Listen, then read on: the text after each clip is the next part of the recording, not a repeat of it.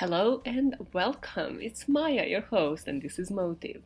And I just put my phone onto my crotch so it doesn't buzz on the table, making noises while I'm recording this podcast. So now my crotch is vibrating, which I'm sure everybody wanted to know, especially as a prelude to this serious episode. So yeah, let's just move from the TMI and dive straight in. In 1986, the Bishop Gary Heidnik kidnapped a sex worker, Josefina Rivera, trapping her in his basement. This is the place he designed for keeping sex slaves, and where during next 4 months he'll bring 4 more girls to join Josefina. It will be the actions of Gary Heidnik enforced on the victims and survivors during these 4 months that inspire the plot behind Silence of the Lambs. We have our perp, we got our victim. What was the motive?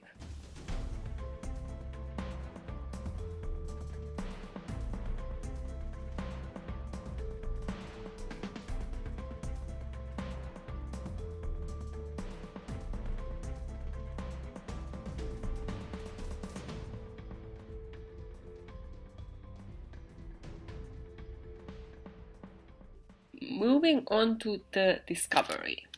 Why have I just announced every single word? Okay. So, we are going to 1987. Remember 1987? No, because you were not born, because you were young. Okay. I don't. I wasn't born then. I wish I was born in the 80s. You know, it's just like the postmark of serial killers, but like late 80s, like 89. 89 would have been the perfect age to still witness like everything I witnessed, just like 3 more years. No, but then I would be 30. I wouldn't like that. Yeah, 92 was great. Okay, so fuck. 1987. What happened in 1987 in this case? So 4 months after her abduction, Josefina was helping abduct the women because she was smart, because she realized that's her only way out, and she was smart and she managed to manipulate Gary into a situation where she managed to get out of the basement.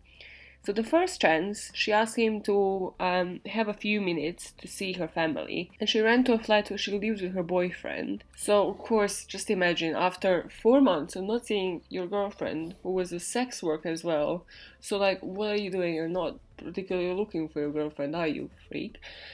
So she just like goes into the flat and tells him, I have been tortured. I have been like kidnapped, tortured for 4 months. Please like call the police straight away. He doesn't believe her, but still like calls 911. The police also is really skeptical, but then she actually shows them the scars, shows the marks of the chains around her ankles and wrists.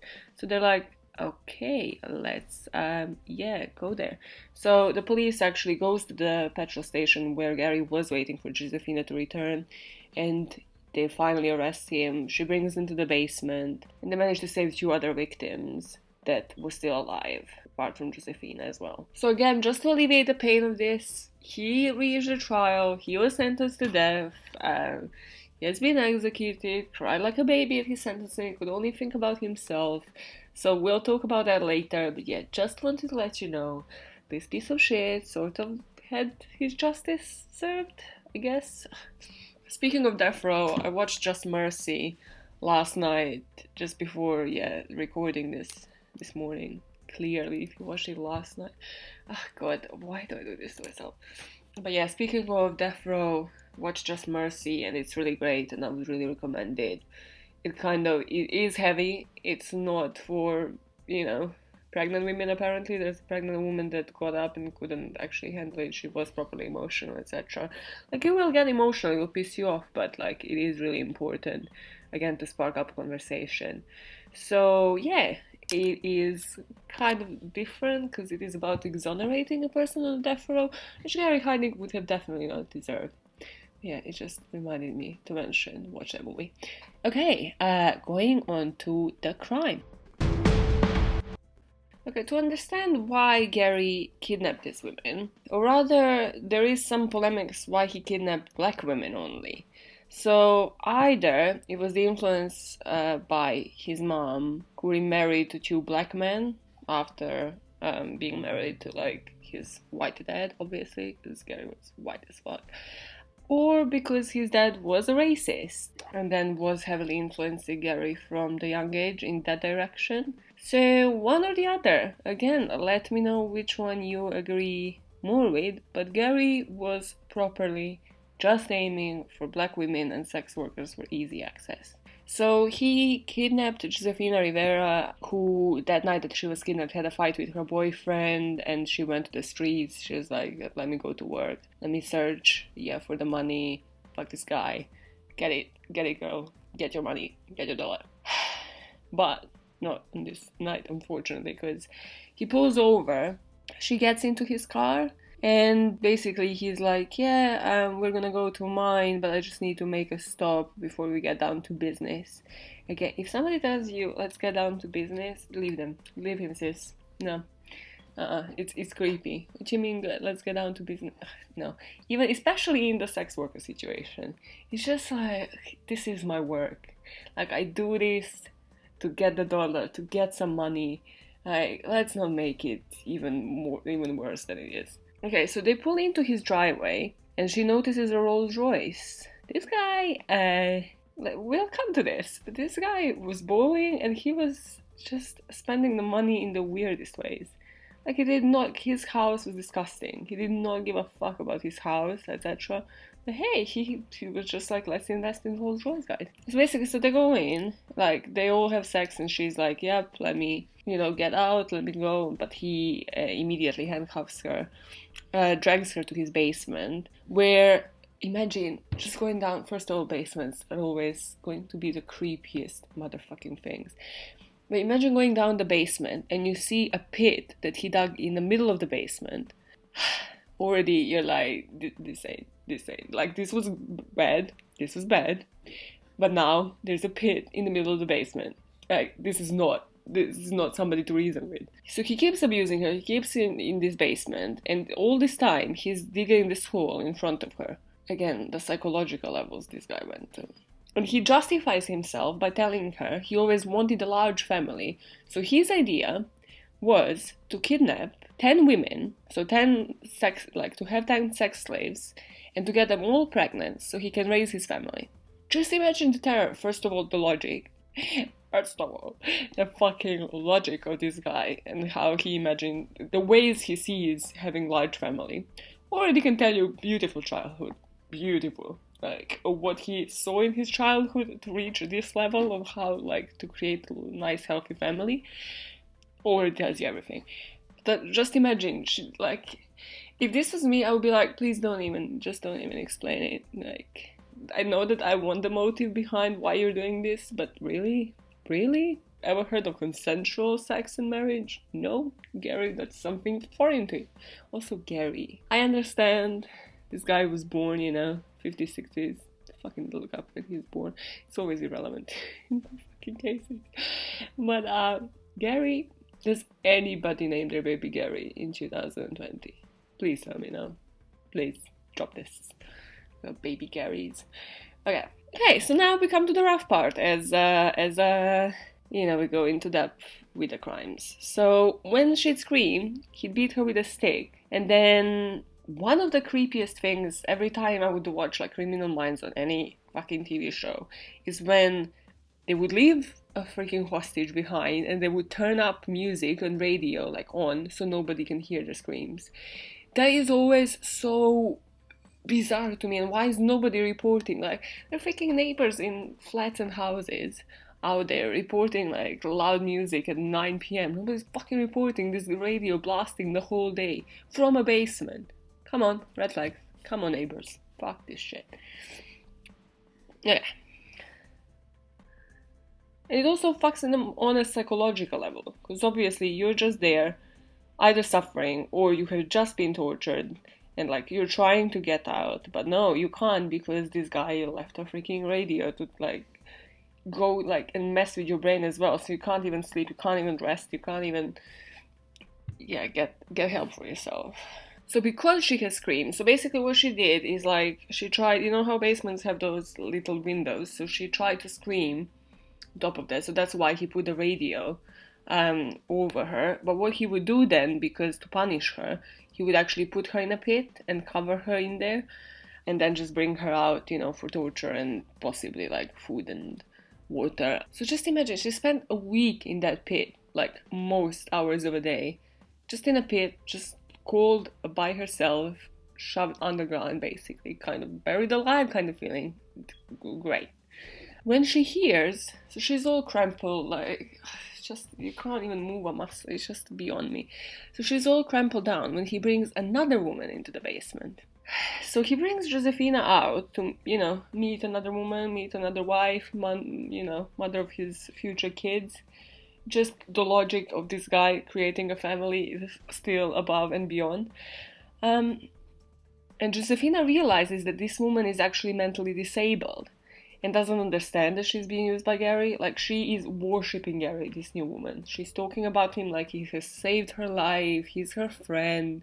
She just does not understand the situation. And what Gary did with mentally handicapped women, will always kind of make him just punch something straight up in front of you, whatever it is that is in front of you. So he forced the new girl called Sandy to write a letter to her mom, and he said to her that he is going to get a stamp. He's going to go to a trip to New York. He's going to get a stamp and post it from there so that she thinks she's in New York, so that her mom thinks she's in New York. Just again. So, like, I feel like Josefina, because she was the first one in the basement, was kind of immediately seeing everything and seeing all the psychological things he would use and how he would use them. Seeing his communication and his whole, like, bizarre fucking logic of creating this family and kidnapping mentally handicapped women to do it. So she immediately was picking up on these things, and she was like, this is not on. Now that Josefina finally has somebody, at least she can use this person, to stick next to each other for warmth, whether it's in a pit or downstairs just in a basement, because it's a basement, it's cold. Of course, he doesn't give a fuck about them. So they stick to each other for warmth, and then anytime they would try to scream, they were punished by either putting one of them in a hole or hanging them with one arm from the ceiling. So he would like handcuff one arm to the ceiling and then let them hang that way, and then leaving them there for hours. Okay, so at some point, so he keeps like every few weeks, he keeps bringing somebody else in. So at some point it was 4 other girls and Josefina. So how did he actually manage to inflict this much fear or psychological torture onto them? It's by manipulation, and also obviously using them to turn them against each other. So, whichever girl he would leave in charge, let's say, on that day, if she was to report something, she would get rewarded and the other girls would get punished. Oddly enough, what is going on outside? Kids left school. It's lunchtime. What the fuck are you doing? Go back to school. Oh, shit. Okay. In every episode, I display so much motherly love. It's actually beyond me to remember, like, how schools sometimes use this, like whenever they will leave, like, hey, a student in charge, prefect in Harry Potter. But yeah, like they would leave somebody in charge, and then, you were to report on like the bad ones, and you had all the power.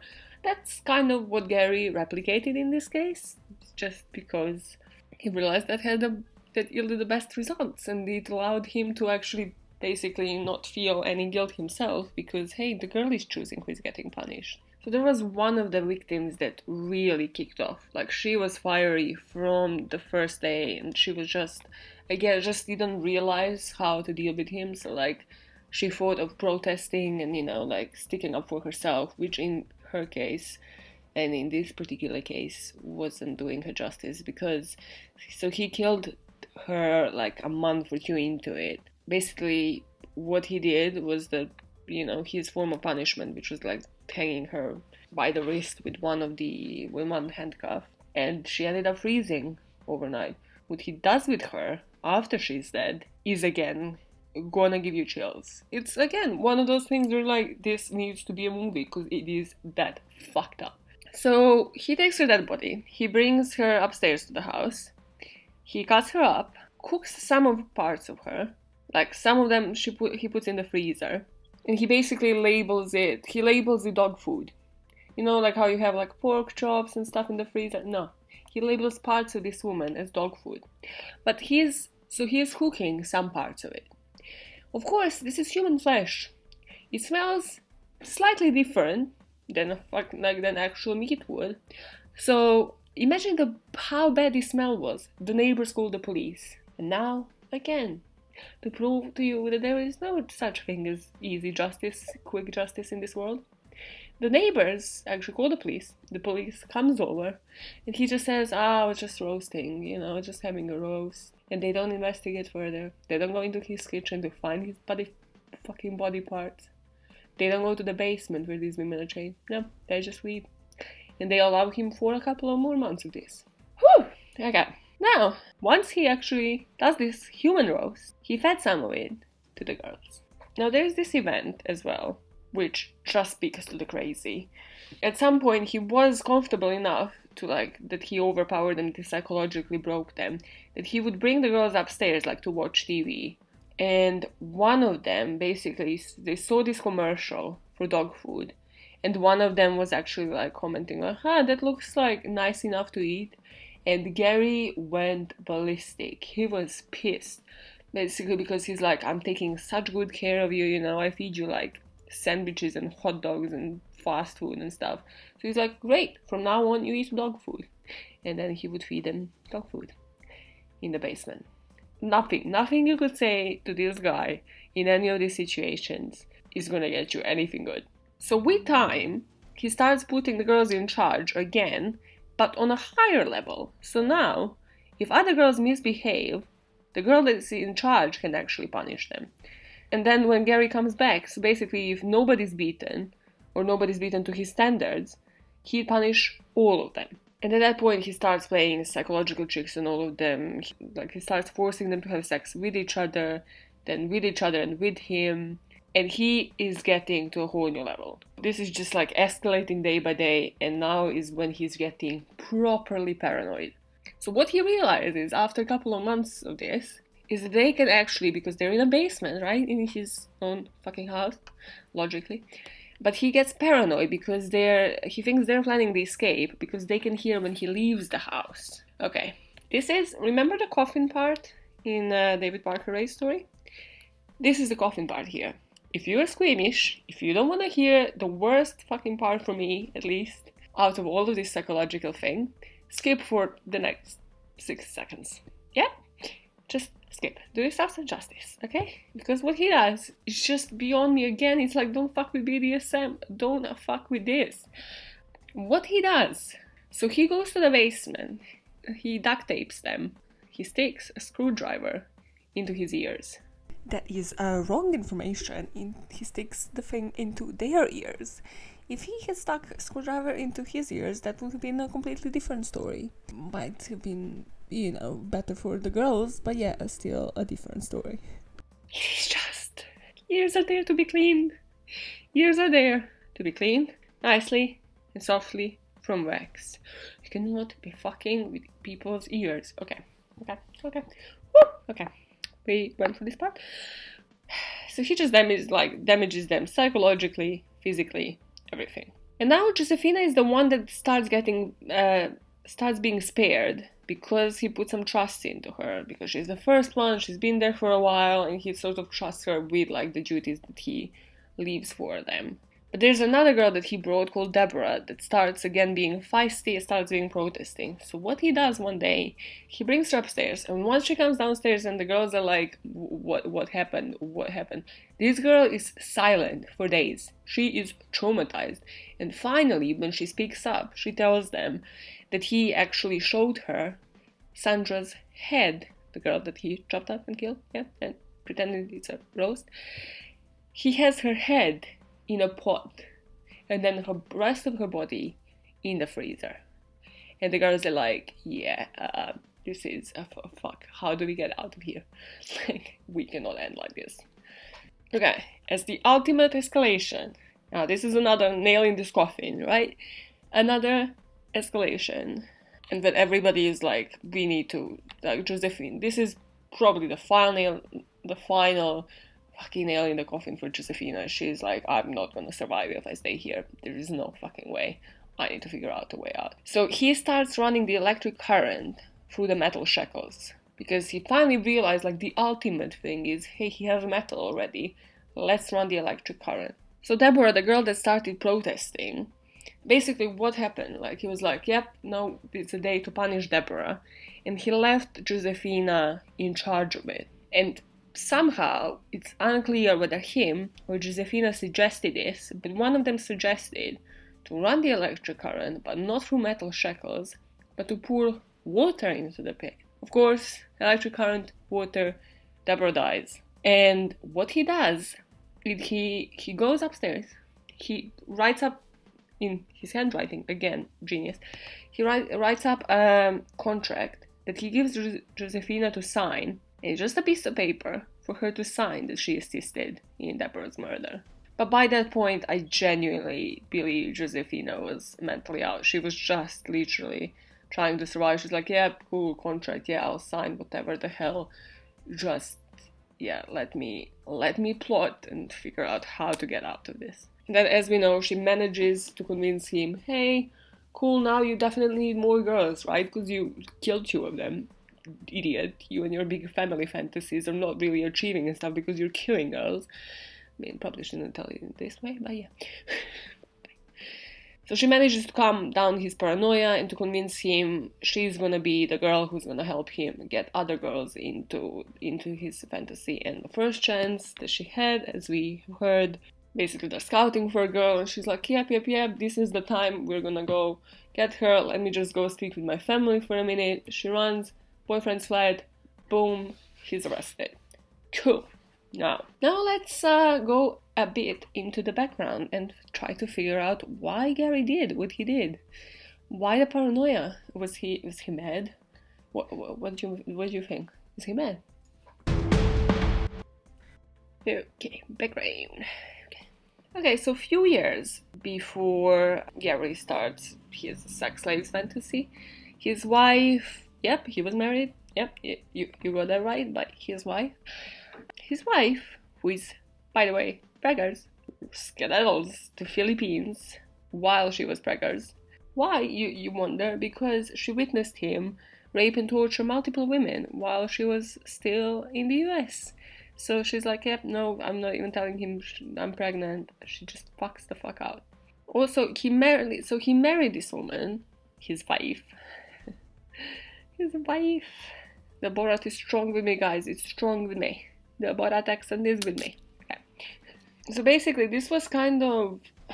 it was like a pen paling thing, right? And this girl was in Asia, and she married, actually, to the US to be with him. But she just gets the fuck out once she sees, like, who she actually married. And after abuse, but also she caught him in bed with three women. Which kind of is a deal breaker, you know. It's like, oh, you don't just cheat with me with one person. Okay, you have some, like, fantasies of having sex slaves and all of these women having your children. Interesting, yeah, just let me go to the post office, run the fuck out to Philippines. Yeah, that was accurate representation of what happened, right? You pictured it in your head. Yeah, great. Okay, going back to 1978, while he was dating somebody else. Okay, so this is where Gary and his vision of, like, how he can manipulate mentally worse off people. So he signed off his girlfriend's sister from a mental institution, and then kept her for 10 days and tortured her. And this is when he actually got found out about this, and he was charged. But he only spent 3 years in the mental institution, and then his sentence was overturned on appeal. Again, how is there just... I understand prisons are overcrowded, but he signed off a girl out of a mental institution. They struggled to figure out who the fuck it was for 10 days. And then when they found her, she was obviously freaking tortured and everything. And then his sentence was overturned. I am sorry, there was plenty of times in this story for somebody to just stop this guy, who's clearly fucking mentally not stable. Now, before the crimes have begun, let's explain the Rolls Royce. Where did he get that money from? Why did I say he was a bishop? Did any of this make sense to you? No, of course not. Well, okay, he found it actually This guy was doing all of this and managing to survive, because if you realize, like, his basement business is kind of almost a full-time job, so he could only do something else on the side, so he had to found it before his crimes. He found it, actually, I don't have much against the name of this church/cult. It was called United Church of Ministers of God. Okay, name. Solid name, Gary. Solid name. So he grows a church and then starts off with like a community. So he went from like 50 to 500,000, okay? I mean, everybody needs Gary's skills for growing podcast audience, right? Right? No? Debatable. This is the most controversial statement I have made on this fucking podcast. Okay. What he uses is the money. Okay, now. So we might need his consultations, how to grow the podcast audience. But then we definitely don't need it on how to spend that money, because this guy was just not the smartest. So he would spend the money buying Playboy magazines. Mate. Mate. What are we talking about? Also, he would get a Cadillac and Rolls Royce. So he was just basically getting off and then getting, the small dick cars. What is the car that people buy that definitely proves, he has some complexes around the size of his bean? Is there a specific car? Guys, let me know. Yo, male listeners, I know you're out there. You know where to find me? Yeah? Twitter, let me know. Is there a specific car? Is it a Range Rover? Or is it a Rolls Royce? I mean, hey, in Gary's, I believe in Rolls Royces because of Gary. Fuck it. Rolls Royce, smooth day. That's it. Everybody's just like, but I just wanna roll my Rolls Royce. I just wanna roll. I just can't deserve it. I'm rich, Maja. Okay, cool. I believe you. This is around the time when he also moves in with his girlfriend, who had the IQ of 48, which again means he could manipulate the shit out of this woman. And then he's like, hey, I have a legit business, right? I have a church. Yeah, this is where I start. This is where I start impregnating black women that attended my church. So how he starts his perverted lifestyle is because he used either the women from the mental health institutions, due to his girlfriend's help, or the women that attended his church. And that's when he sort of transitions to crime, signs off his girlfriend, fucks about, marries this woman, sleeps with 3 other women, this woman fucks off, and he's like, no, it's big business time. Go to the basement. Go. What in his young little baby Gary childhood might have triggered this? This is not actually childhood, but his mom did kill herself again. But this wasn't... His mom did kill herself. However, this is not necessarily a trigger, because her mom killed herself in 1970. And, well, he started his crimes sort of he escalated in 1980s. But it's sort of after the mom killed herself that he says he had a vision where God spoke to him and said he had to open a church. So, hey, at least the mom, sort of provoked that church business, which kind of ended up just as a front of more crime. So the mom was diagnosed with bone cancer and was suffering the effects from alcoholism, because that's what baby Gary endured when he was young. So she committed suicide by drinking mercuric chloride. Again, why do people want to go the most fucking painful way? Okay, phone. You see, I moved the phone from the crotch. It's fucking over this podcast right now. I've just left it fucking vibrate on my crotch. Water break. Calm the fuck down. So as a young David, he entered at a hospital, but he was fired for rude behavior. So basically his teenage and like his early 20s were very much just him moving in and out of mental institutions. He was in mental institutions 22 times as a patient, and he tried to commit suicide multiple times. Again, how can somebody upon arrest not look at this and be like, no, you are just either going to prison or moving between prison and mental institutions for the rest of your life? No, how do you release somebody like this after 3 years? People, start looking into fucking records. I get that prisons are overcrowded, but then let people who need to be out. So he's basically, his teenagehood and his 20s are either he is in mental institutions, or in between, he actually served in Germany, and he was actually great in the army. This guy was great with structure. So he definitely was one of those people that needed structure to excel. He was retired like with honorable pension afterwards, because while he was at the army, he started like showing symptoms of the psychological illness. So he was diagnosed with schizoid personality disorder. And then he comes back home, he goes back to his father, but his dad is an alcoholic as well, like both of his parents were. And then he's sort of like on and off from the mental health institutions. He applies to work for military, but then was rejected. So again, something must have seemed off for somebody to be, for somebody to serve in the military, serve in Germany, get retired with honorable pension, but then again not to be accepted to work in the US.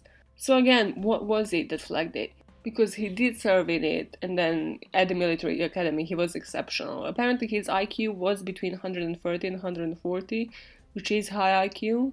I don't think it's genius. I don't know shit about IQ. But it is sort of exceptionally high IQ. What the fuck is genius IQ? Let me look this. Okay, so score over 180 is considered high IQ. Score over 160 is considered genius IQ. Yep, so as I was saying, I was totally right, you see? Like, I didn't even need this Google machine. So, 130 to 140, so it was high IQ, right? Right. You know what? Anytime in this podcast, anytime, I have to Google something. I remember the dial-up era, and I remember like the early teenage years. So basically my mom would just be bringing, I had like those fucking hefty ass Windows computers we used to have, with a clickety-clackety mechanic keyboard, the good old days. Yep, early 2000s. Get it. So basically my mom would just like go into my room, to drop off laundry and like to just put it into my cupboard. That would just be there staring at the Google homepage. Like, yep. Nope, of course, Mom, I'm definitely not into true crime. I'm not just Googling some gruesome shit about like people as killers at the age of 13. I'm just Googling the shit out of Google, Mom. She would just look at me, and I would just sit still, not even touching anything, just staring at the Google homepage. Like it's the most beautiful thing that has ever been made. That's me when podcasting. I'm just like, what do we have to Google now? There's nothing on my mind, but it will definitely come during the story that it hasn't been researched. IQ, genius IQ, cool, get it. Just need like the mom to just stand and judge me like, oh, Maja, true crime again. Alright, okay. Moving to Baby Gary's age. So this is 1950s. Baby Gary. I need to meet a Baby Gary in 2020. I need one person to name Baby Gary and to see how that works for them. It works in this world. God, no. Just kidding. Don't try it. Okay. So it will come as no surprise that Heidnik did not interact with his fellow students, and he refused to make eye contact. This guy, I swear to God. So, look at this. When a well-meaning new female student asked, "Did you get your homework done, Gary?" he yelled at her and told her she was not worthy enough to talk to him. Gary's a bit aggy today, guys. Gary is a bit, like, just imagine, like, a fucking 5-year-old being like, "You are not worthy enough." Sorry, where did you hear this? What is this? What do you mean you're not worthy enough? What are we on about? Like, what do you mean you're not worthy enough? For the guy to let you know he did his homework. Gary, it's a bit too much. Gary's coming from me. I am hella dramatic. Gary, you need to chill a bit. To take a chill pill, Gary, you're a fucking 5. Okay? And the most famous thing from his childhood was that he was a bedwetter. So his dad used to constantly humiliate him for this, and hang his sheets for the whole street to see. Talk about good parenting. Talk about how to actually not make your kids fucked up for life. Also, there is apparently a report that he would hang Gary by his ankles sometimes as well. which again, I'm not sure how correct that is. There's not much on this, but there's a lot of articles confirming he was a constant bedwetter, and how his dad humiliated him about it. And then there is, again, the famous fall from the tree. So Gary apparently fell from the tree, and was seriously affected by this, as in his head shape changed, causing kids to call him football head.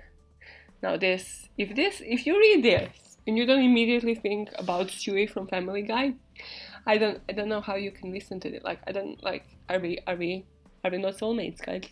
I thought I'm in your ear. I thought we think exactly the same. Do you not think about Stewie from Family Guy when you read this? He fell from a tree. His head was a football head. Stewie, Family Guy, was Stewie from Family Guy, inspired by Gary Heidnik. How many seasons of that show? How many fucking seasons of that show? My whole life has changed right now.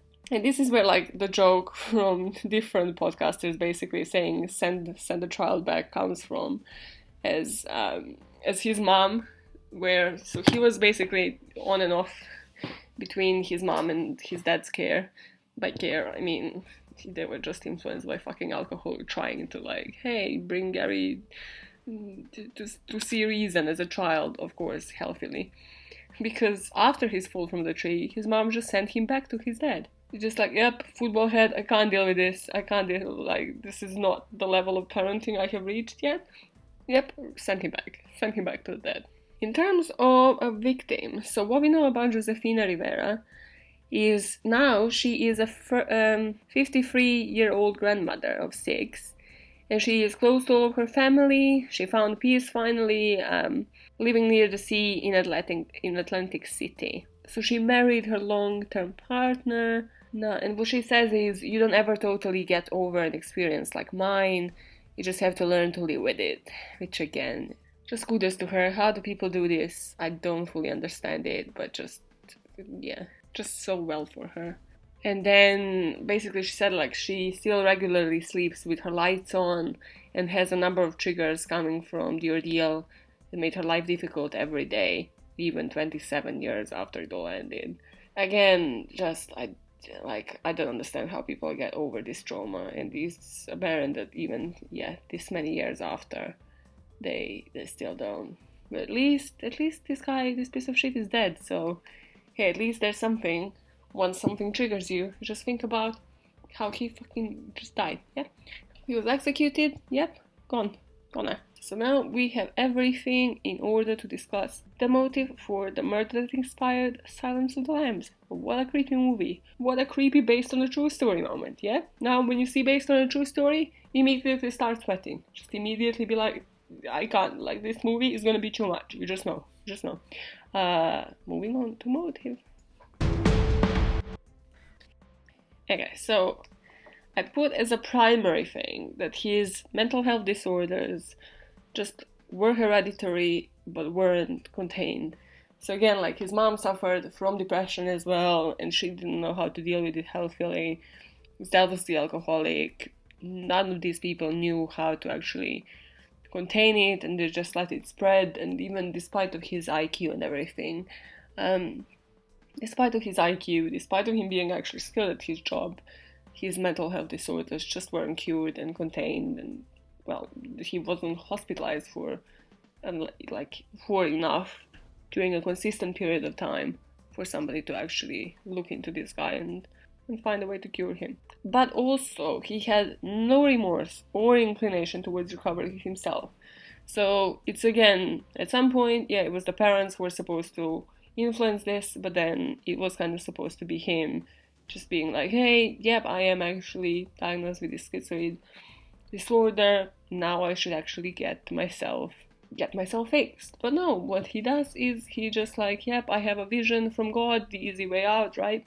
A vision from God, I'm gonna create a church, and then, put the money from the church into my fucking bizarre little fantasies, and then just escalates one thing after the next, because when you don't cure yourself, that's what happens. You just like, all of the addictions, all of the obsessions just escalate one by one until you reach the most paranoid level. Okay, calm the fuck down. So I put he was a sadist as well, because he wasn't just, but at some point he wasn't, at all points that we have seen, even from his youth. He wasn't just willing to torture, murder, cannibalize, but he also involved other people to help.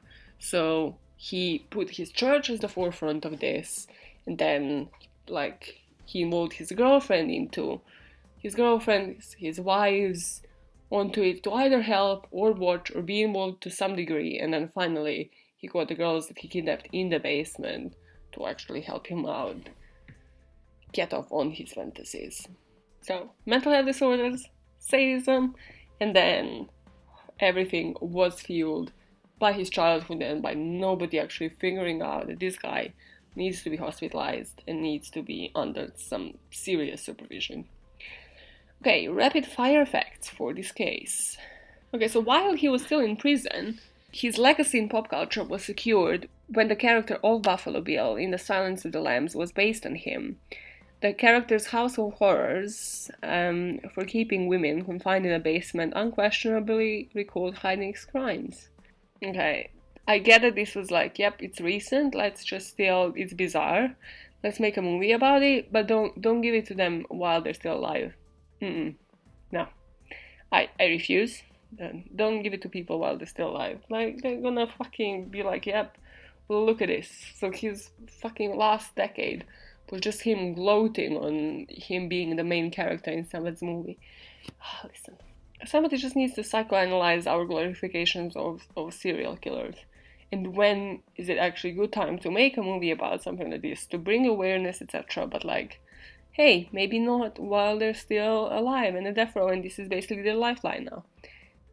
Okay, his defense, and this is what I kept as a rapid fire, because it is just such a bizarre thing. And it again just proves that Heidnik was premeditating this, he was still there, his IQ was still very high, and he was just a fucking sadistic son of a bitch. Because what he said as his defense is that the women that he kidnapped, right? No, he didn't kidnap him. They were in a house when he moved in.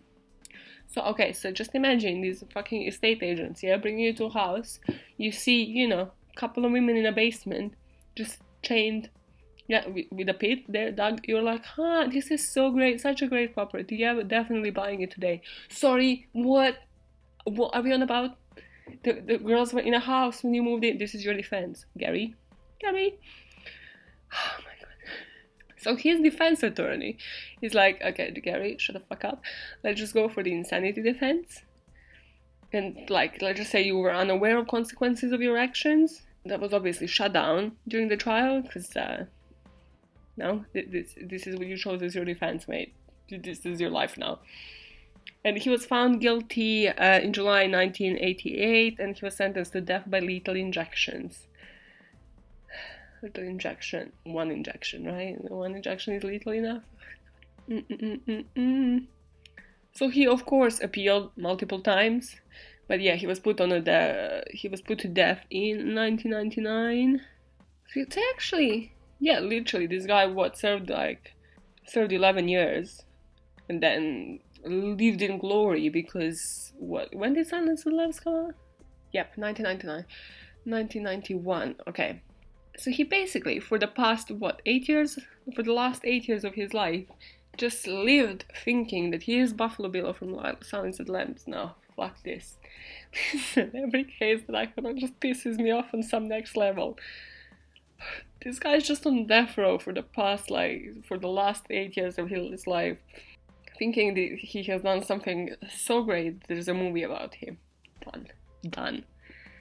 And he was the last person to have been executed in the state of Pennsylvania. Another fun fact, Heidnik spent part of his last day listening to country music. What was country music like in 1999?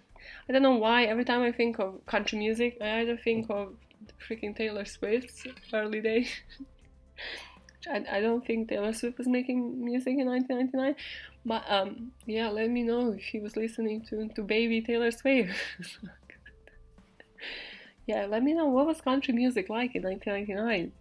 And just the best one for the last, I guess. The US metal band Macabre recorded a song about Gary M. Heidnik titled Morbid Minister.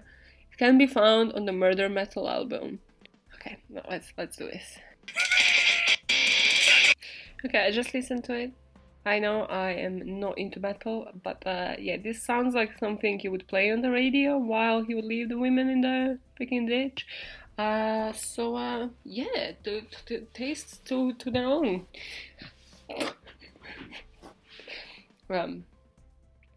Yeah, definitely worth listen. Yeah, totally not traumatized now. Why do I have to fucking listen to every single shit that pops up here? Why do I need to Google the shit out of Google about everything? Control your urges when you read something. You don't actually have to Google it. You can let other people email you about it and listen to it themselves and then tell you how it feels. Yeah.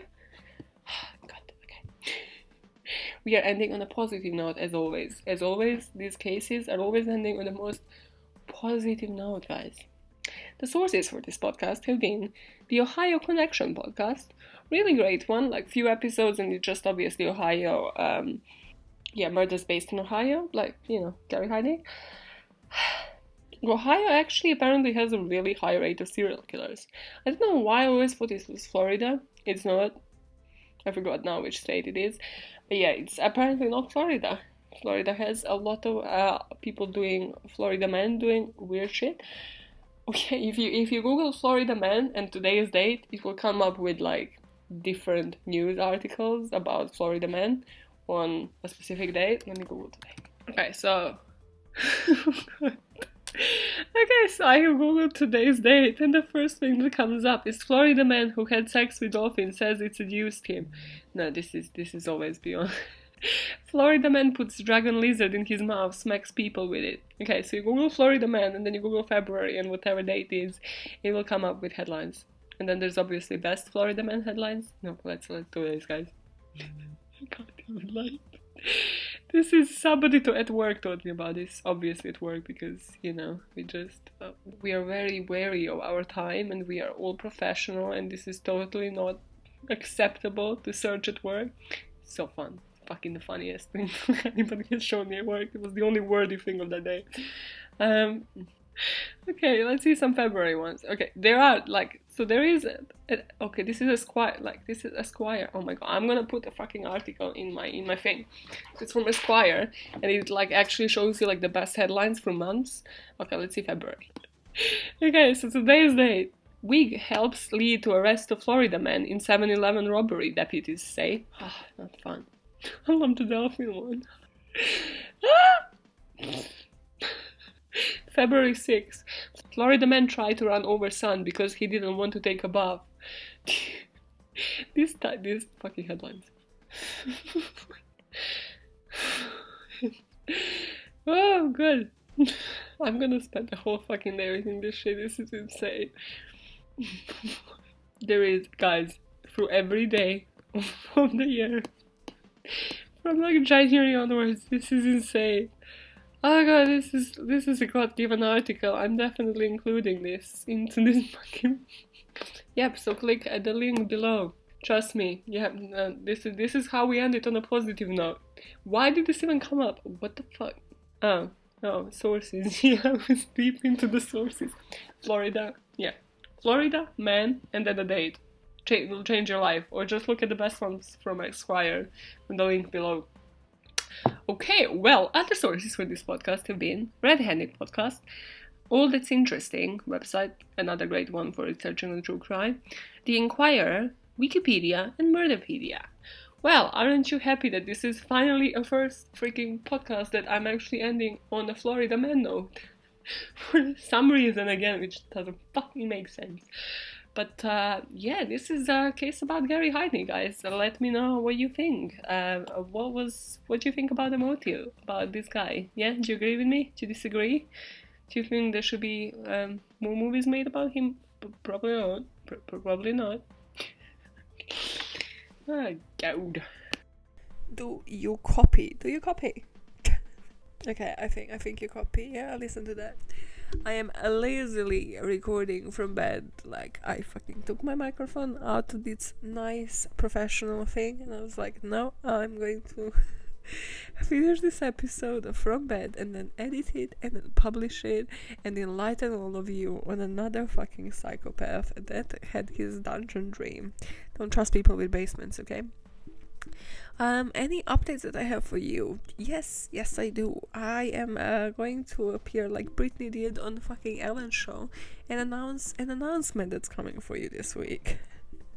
It is about some Patreon changes. I had a one-person meeting, best meeting, most productive meeting that I have had so far in my life.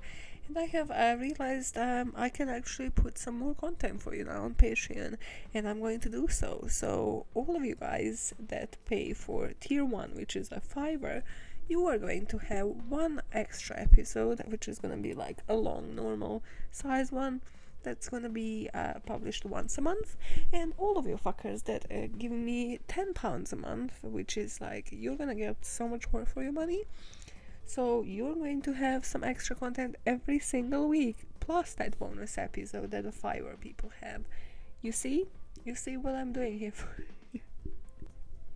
Yep, that's an announcement. That's a pre-announcement. I'm gonna make it like a little official with a little snippet sometime this week. So one day this week you're gonna be like, what the fuck, it's not Motive Monday, what is this? Motive Wednesday or Motive Thursday? Whatever, Motive Friday, like fuck knows what I'm gonna So one day you're just gonna be downloading your episodes and you're gonna see like 4 minutes of just, Motive episode, and you're gonna be like, what the fuck, that's that announcement, okay? But even now, after this episode, you can just click on the link in the description and head to the Patreon page, and the extra episode for this Monday is going to be there for you. And it's going to be on the IQ of serial killers, because that's what we sort of touched upon. And let's see if we can draw any patterns. Any patterns, low IQs, high IQs. I know you all wondered about this. How do I go on a date and somebody tells me they have a high IQ? What does that mean about them? Like, am I gonna get murdered tonight? By the way, like, a husband was watching the first dates, which makes me cringe, so I don't watch it. But he was like, come here, like, there's a woman that you're gonna like. And I was like, what is going on? And there was this woman. And she was like, yep, I'm a criminologist. So, Ed Gein used to dress in people. This was her intro. It's like, yep, I'm a criminologist. And what I know about serial killers, well, Ed Gein used to dress in female skin and, had some vaginas in his drawer. And I was just like, I just love this woman. But this is one sick intro for the first dates. Yes. So, head to the Patreon page and we might discover if somebody appears on the first date and they're slightly too obsessed with serial killers, what does that mean about them? Also, what's coming this week, because, well, I didn't start this the first week of February, have I? So I don't wanna, not honor the 4 mini-sodes on freaking Patreon as well. So I'm actually listening to this great audiobook that I'm going to review for Patreon. But that might come as a sneak peek in the announcement this week. This is just, again, announcement of an announcement, because if Britney can do it, so can I. What is my fucking hooray this week? There's like a minute of silence while I'm thinking, what the fuck is my fucking hooray this week? Well, my hooray is that I actually have recorded for like 3 hours yesterday for your next episode, so the episode 7. And it will be in an interview with somebody. Oh, very famous. So very famous. So finally, I am going to be the person telling a story to somebody else who is as interested into true crime. And it's going to be a longer one. So don't come onto the feed next week and be like, why is this episode like 1.5 hours long, Maja? What the fuck is this? No, go enjoy it. It's probably the most researched one I've done so far as well. So you're really gonna get like fucking spooked and disturbed. So as soon as you stop listening to this podcast, head to Patreon page, MotivePod. You need to slide into my DMs and tell me, Maja, I cannot make any sense of this. Please help me out. And I will be like, yes, they're doing it because their head is the shape of the Stewie from Family Guy. Now everybody, when you go watch Family Guy, what you're gonna be thinking about? Fucking Heidnik. Well, that's the announcement of the announcement done. So follow, rate, and subscribe. And what is that thing that I say? Oh yeah. Keep making the world a better place, one motive at a time. Bye, fuckers.